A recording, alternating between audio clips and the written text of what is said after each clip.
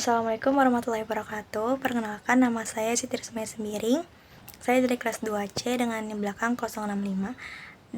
Di video kali ini saya akan menjelaskan tentang bagaimana saya membuat dan menyusun SLR saya yang merupakan bagian dari tugas akhir di mata kuliah Bahasa Indonesia. Jadi saya akan menjelaskan mulai dari kenapa saya memilih judul tersebut, apa aja yang saya temukan di jurnal-jurnal yang saya kaji, dan bagaimana cara saya menyusunnya secara runut. Jadi di sini nggak cuman bahas formatnya aja, tapi juga bahas isi dan makna dari setiap bagiannya. Nah, sebelum membuat SR ini, sebelumnya saya sudah membuat tabel review jurnal yang terdiri dari beberapa jurnal yang telah saya rangkum dari jurnal-jurnal yang saya analisis sebelumnya. Oke, next.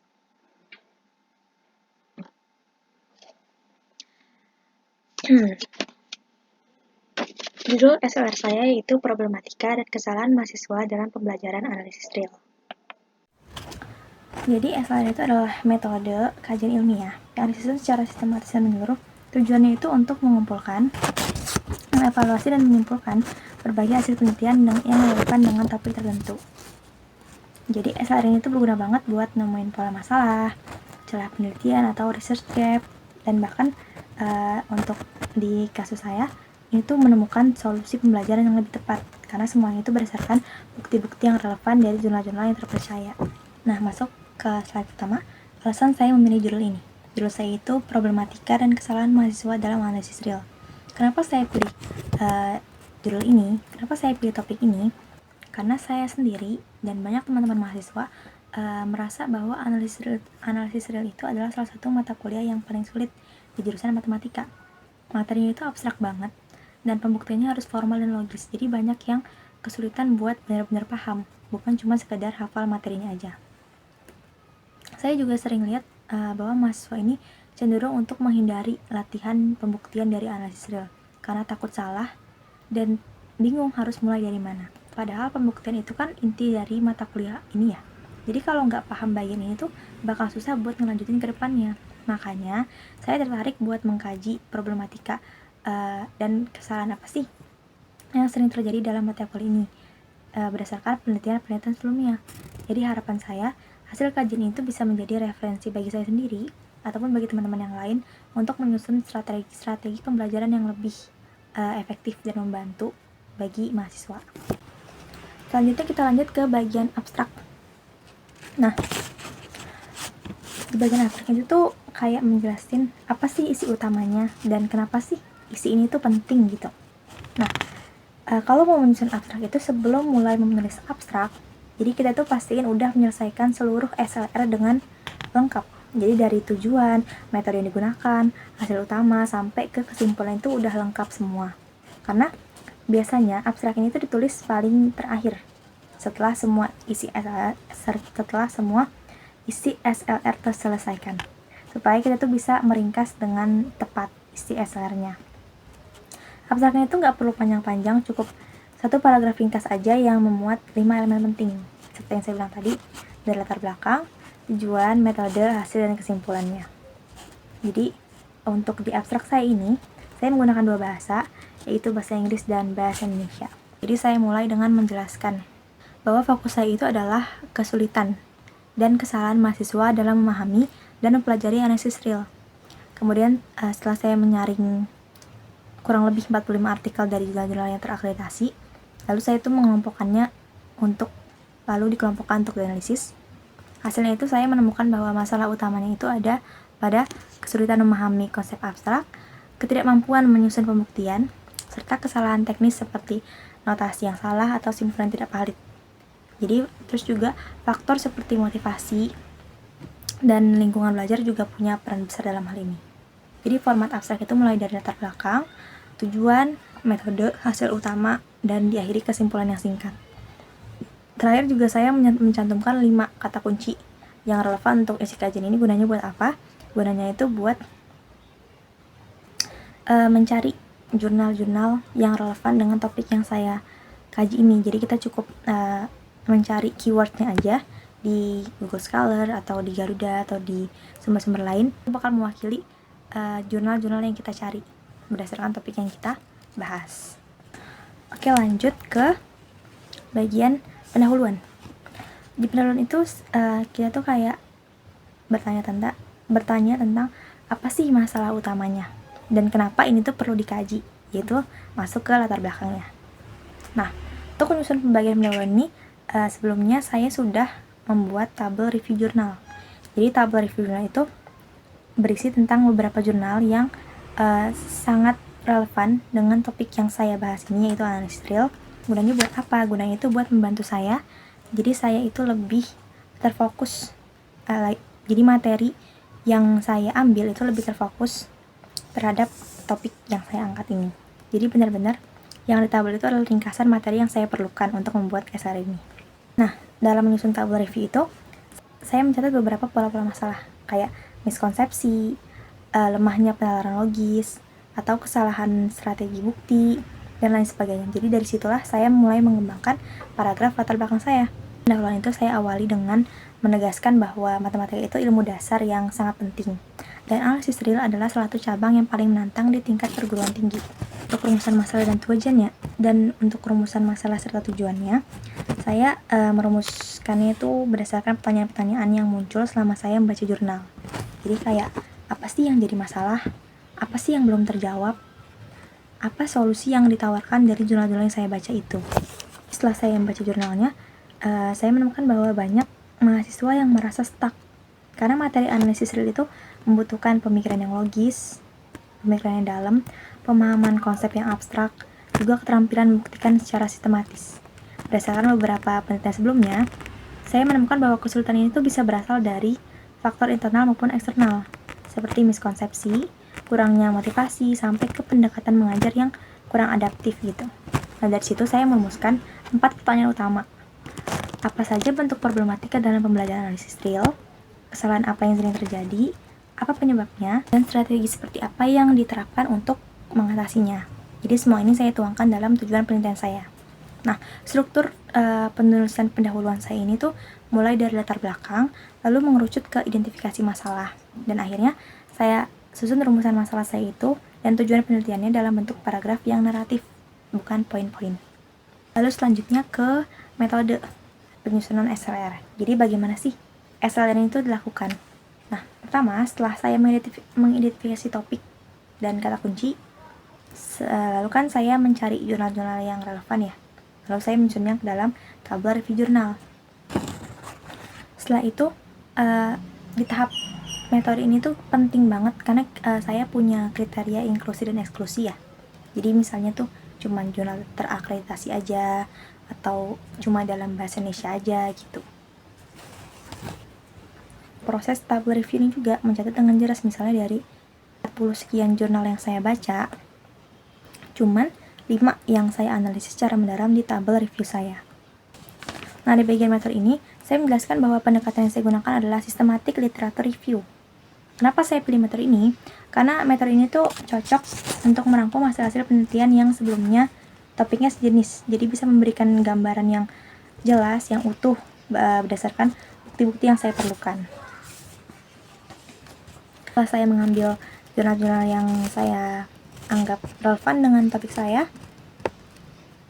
dan sekaligus saya menyaring berdasarkan kriterianya, misalnya jurnalnya harus berbahasa Indonesia, fokusnya pada perguruan tinggi, terbit di 10 tahun terakhir, dan cara saya mencari jurnal ini juga seperti yang saya katakan sebelumnya, itu menggunakan kata kunci seperti analisis real, kesalahan mahasiswa, pembuktian matematis, dan lain-lain. Nah, proses analisisnya dilakukan setelah kita menyeleksi jurnal-jurnal berdasarkan topik dan kualitasnya. Lanjut kita analisis dengan mengekstraksi data yang penting dari setiap jurnalnya. Jadi data-data yang penting itu saya masukkan ke dalam tabel review jurnalnya, seperti metodologinya, pembahasannya, hasilnya juga dari setiap jurnal. Lalu saya selanjutnya mensintesis data dalam narasi yang tematik, karena saya juga menggunakan content analysis secara kualitatif untuk menilai argumentasi mana dan pendekatan pembelajaran yang mana yang cocok dari masing-masing jurnal. Nah, penulisan metode ini saya sajikan dalam bentuk paragraf yang panjang yang menjelaskan prosesnya secara naratif, nggak menggunakan poin-poin atau langkah-langkah, tapi tetap jelas dan runut, mulai dari pendekatan, kriteria inklusi dan eksklusi, sampai ke tahapan analisisnya. Nah, lanjut ke hasil dan pembahasan. Setelah tabel review jurnal selesai, itu saya membaca ulang tabelnya dan juga jurnal aslinya. Gunanya buat apa? Gunanya itu buat menemukan pola dari masing-masing jurnal. Misalnya ada lebih dari satu jurnal yang sama-sama nyebutin kesalahan notasi atau gagal memahami definisi. Nah, itu berarti kan pola yang dominan ada di 5 jurnal tersebut. Dari situlah bagian naratifnya saya bangun. Jadi bukan berdasarkan jurnal satu persatu, tapi berdasarkan kategori masalah yang munculnya berulang kali. Menurut saya itu penting karena supaya hasilnya nggak sekedar deskriptif aja, tapi juga analitis. Bagian dari hasil ini saya bagi 2 format. Yang pertama deskripsi naratif, dan yang kedua saya memindahkan tabel ringkasan jurnalnya. Jadi dari kelima jurnal yang saya kaji itu, saya menemukan 3 pola besar. Pertama, mahasiswa mengalami kesulitan memahami konsep abstrak. Yang kedua, sering melakukan kesalahan dalam pembuktiannya. Dan yang ketiga itu lemah dalam mengaitkan materi kuliah dengan pengetahuan sebelumnya dari sekolah. Sedangkan tabel hasil ringkasan jurnal ini tuh memberikan informasi penting kayak jurnalnya apa, penulisnya siapa, tahunnya tahun berapa, fokus masalah dan temuannya itu apa. Jadi misalnya jurnal dari Sri Rizky dan kawan-kawan ini tuh menyebutkan bahwa mahasiswa kesulitan memahami konsep karena lemahnya logika deduktif dan minimnya media bantu visual. Terus juga di jurnal lain ditemukan bahwa teman utamanya itu mahasiswa sering menyaring jawaban tanpa benar-benar memahami struktur pembuktian karena nggak terbiasa latihan dan cuman berfokus pada hasilnya aja. Nah, tabel ringkasan jurnal ini letaknya setelah narasi hasil, jadi supaya pembaca bisa melihat ringkasannya tuh dengan lebih cepat dan jelas gitu. Lanjut ke bagian pembahasan. Untuk menyusun pembahasan ini tuh saya membuka kembali tabel hasil dan melihat temanya, melihat kesalahan yang pola kesalahan yang paling banyak munculnya, sama seperti menyusun hasil tadi. Jadi kalau di hasil tadi pola besarnya itu mahasiswa mengalami kesulitan memahami konsep abstrak, nah itu tuh bisa menjadi subjudul pembahasannya. Jadi itu lebih didetailkan lagi, lebih dianalisis lagi kenapa sih kesalahan itu terjadi. Untuk menjawab kenapa alasan itu terjadi, itu saya mencoba mengaitkan dengan beberapa teori tadi. Jadi di bagian pembahasan ini saya nggak cuma nyebutin kesalahannya apa, tapi saya juga menjawab kenapa kesalahan itu terjadi dan apa sih artinya buat pembelajaran ke depannya. Nah, di bagian pembahasan ini saya mencoba menafsirkan beberapa hasil-hasil. Saya mencoba menjelaskan hasil-hasil tadi dengan mengaitkannya ke beberapa teori pendidikan matematika. Pertama, saya memakai teori belajar kognitif dari Piaget dan Brunner yang ngejelasin bahwa untuk memahami konsep abstrak, hasil permasalahan yang pertama, mahasiswa itu perlu berada di tahap berpikir yang formal dan operasional. Jadi berpikir yang benar-benar sistematis dan dewasa. Bukan hanya sekedar untuk menjawab sesuatu, tapi juga untuk menganalisis kenapa suatu itu bisa terjadi dan kenapa hasil jawabannya itu. Lalu yang kedua, saya juga menggunakan teori error analysis dari Newman dan Borasi. Jadi menurut mereka itu kesalahan itu bukan kegagalan, tapi tanda dari proses berpikir yang belum sempurna. Misalnya mahasiswa salah menyimpulkan atau salah memakai simbol dalam pembuktian. Itu karena sebenarnya mereka itu belum paham ataupun belum tahu kalau gimana struktur pembuktian yang baik, simbol apa yang digunakan dengan tepat gitu. Terakhir, saya pakai teori koneksi dari scam. Jadi banyak mahasiswa yang gagal karena nggak bisa mengaitkan materi analisis real dengan materi yang mereka pelajari sebelumnya di bangku sekolah. Jadi itu menunjukkan adanya celah transisi kurikulum. Misalnya di saya SMA menggunakan kurikulum apa yang membahas tentang materi analisis real dengan metode ini.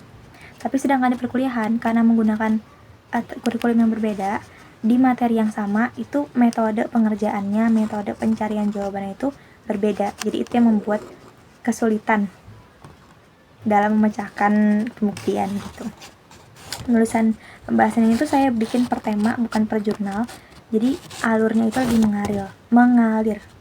Jadi biar alurnya itu lebih mengalir dan bisa dikaitkan langsung dengan teori-teori pendidikan matematika, teori yang relevan dengan hasilnya tadi.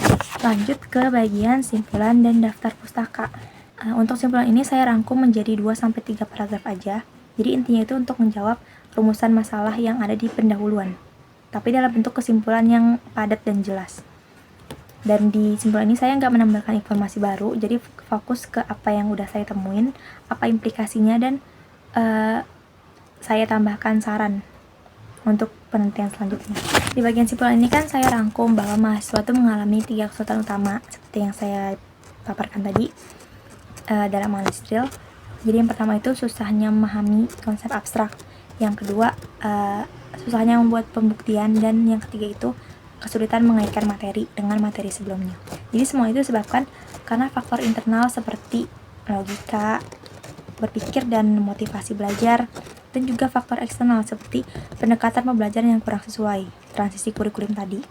Jadi dari hasil ini saya merekomendasikan beberapa strategi. Yang pertama itu pelatihan, penyusunan, pembuktian yang sistematis.